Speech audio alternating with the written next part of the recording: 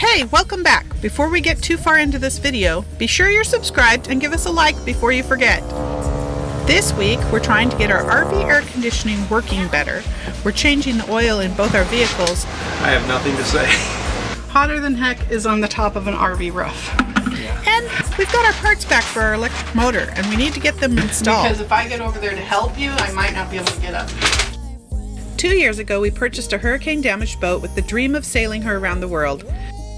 Together with our kids, we've been learning, laughing, and working to make this dream come true. This is the story of our adventures on a sailboat named Spoondrifter. I just spent 2 hours fixing my air conditioner to give it better airflow and make it more quiet, and now I'm dealing with this.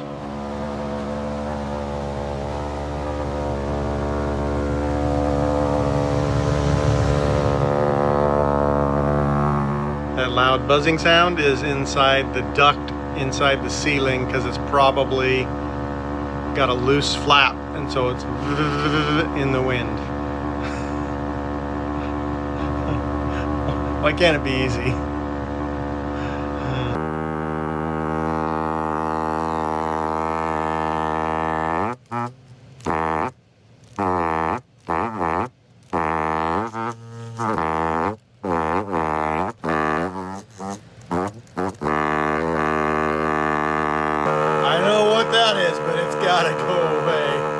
So this duct has been made, and this part right here is loose, so the whole thing would go up and down, which means it's also losing air. So I'm going to tape that in. Man, that flapping noise was unbearable. Yeah, that's much better. What started this whole mess, or shall I say project, was trying to improve the efficiency of our air conditioner. I had spent 2 hours following the instructions in a video from Salty Escape that we'll link below to make everything perfect, which actually increased the airflow so much it created that buzzing sound. But now that buzzing sound is fixed, the duct is tied back together where it was coming loose, air conditioner is efficient, and I am basking in cool air. Awesome. Edwin from High Performance Lubricants has suggested that we try his products for our boat. When you have a truck that holds almost 4 gallons of oil, that's a lot. He came and changed the oil in our vehicles to give us the chance to try them. Calibrated finger. Right. Stops right there. Stops right there. So that's a good sign. That says it's the same one. Same one. But what you do is you take a clean white paper towel, put 1 drop on it. Right. You can see how the circle is almost all the same color. Right. But on the very edges you see how some of it's getting lighter. Right. The difference is what's inside the circle is all the detergency is used up, and what's outside the circle is what you have left of detergency. Remember I told you contamination is going to kill the oil for anything. Yeah. But usually it's like perfect concentric circles, and the difference between the dark spot in the center and the light spot, you can rule of thumb know either I need to change it now or I can go a little bit longer. And you pull that right off the dipstick. Yeah. Pull off the dipstick and put a drop on there. These synthetic lubricants can be used in our generator and any place that we would use packing grease to extend the time between changes and improve performance. We're excited to see what we think. Thanks, Edwin. You can't beat this place for an oil change. Exotic places. Better. Yeah, this is the best view I've ever had doing an oil change. Yeah. So we got some parts for our engine. We are going to try and get them in before we have to leave again. We've been offered another job, and hopefully it will provide all the rest of the money we need to get this boat in the water when we get back. So I just fed Todd lunch and now he's sleeping.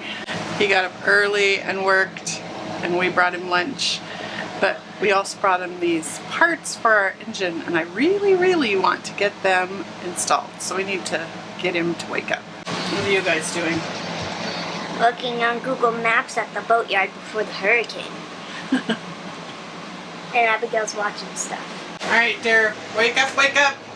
Let's get this open and see how cool it is. Do I have to? Oh yeah. Yes, or our viewers will have nothing to watch.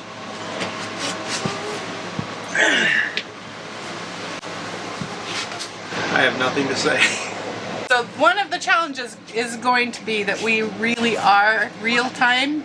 Come follow us on Instagram at Spoondrifters and see what we're doing while we are working our buns off to earn money. But we may or may not have videos during the time that we're gone, depending on what kind of footage we come up with this week. Are you ready? I have knife out. Why do you have the knife out? Should we see what's in the box? Non-biodegradable peanuts. I think those might be degradable.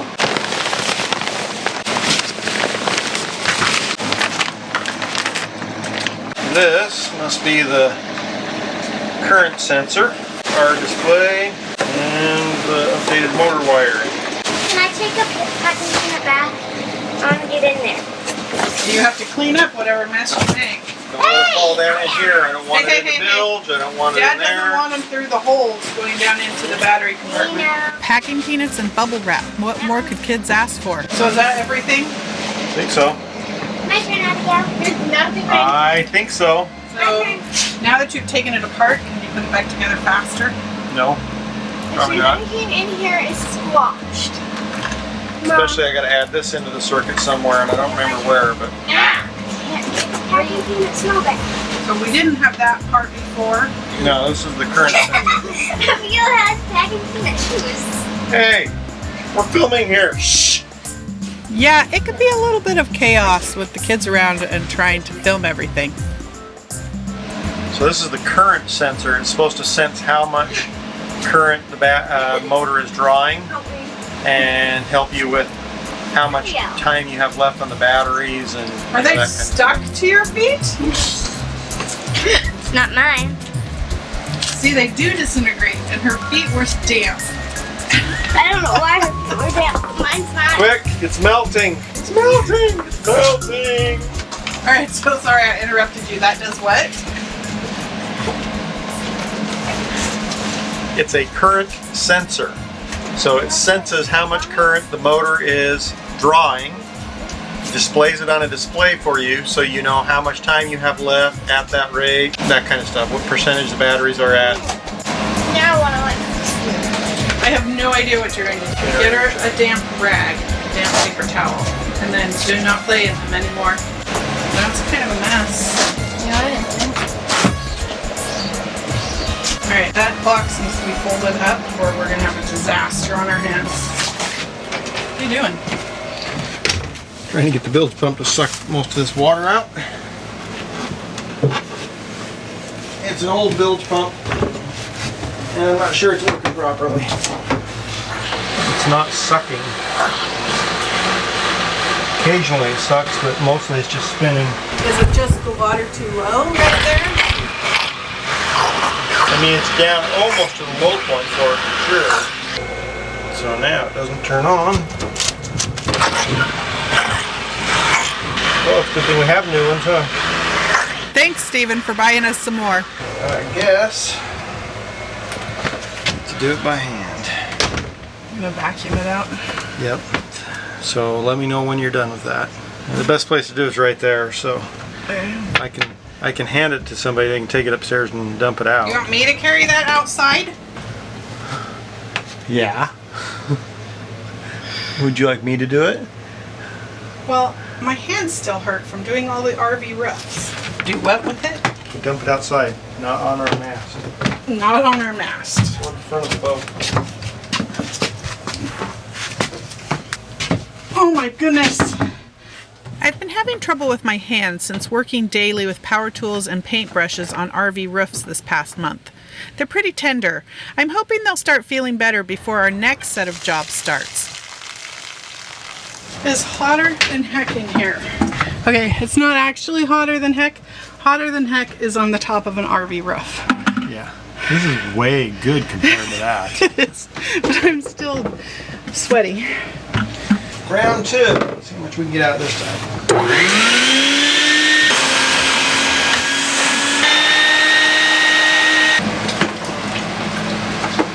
I'd say that combined with the last time puts us probably at an even 5 gallons right here.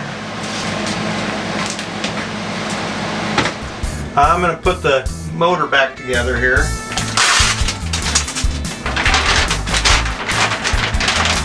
So this guy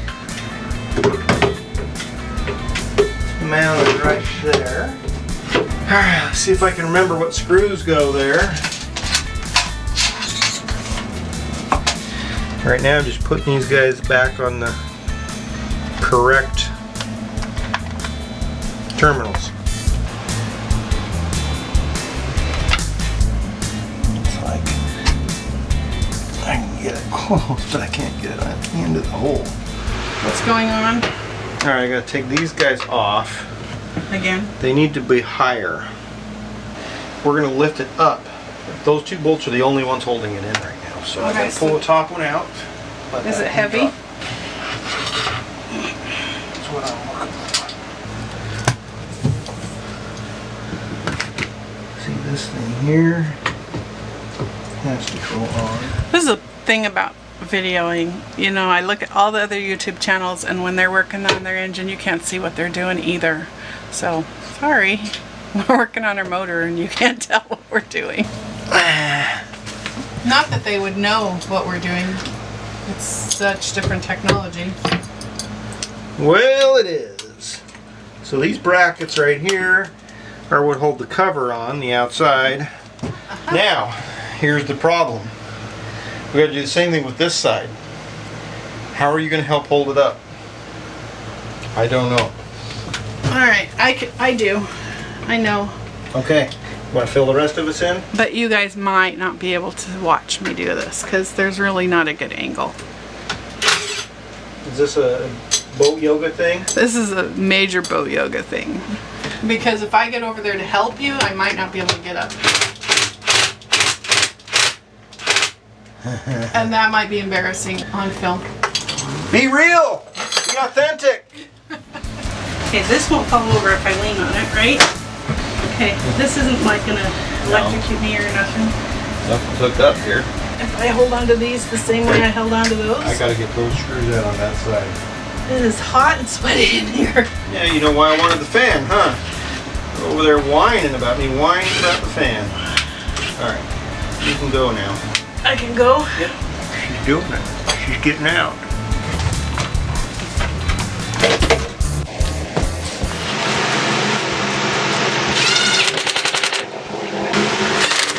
Thank you. Alright. Yahoo! And I probably should have ran those over this. Yeah. I think I'm going to undo them. So, mind your wires and make sure everything is under or above everything that it needs to be. We had somebody comment saying that this much power on a boat is worse than a stick of dynamite. Right? What they probably don't remember is that a lot of people have, you know, 1,000 or 1,200 amp hour house banks because they just like to have all kinds of power. Like Zatara probably has that much in his house bank. Right? We've only got 600. Yeah, but the motor bank is a 600 amp as well at 48 volts, so it's 4 times as much. It's like 2,400 amp hours at 12 volts. Okay. I think on the old wiring harness, I had these labeled. But if Where's you get the them other one backwards, is it going to be a problem? This is the other one right here. Mm-hmm. I would think this one would go to this one probably. Well, maybe we should look it up. These are unplugged. But see, like I said, I had labeled mine. I would assume that it's whichever one of these controls whichever thing. Yes, that would be the right assumption. But we don't know that. Which one does which? Right. Yes, we do. So this port side controls this wiring harness goes to that because these wires go to this.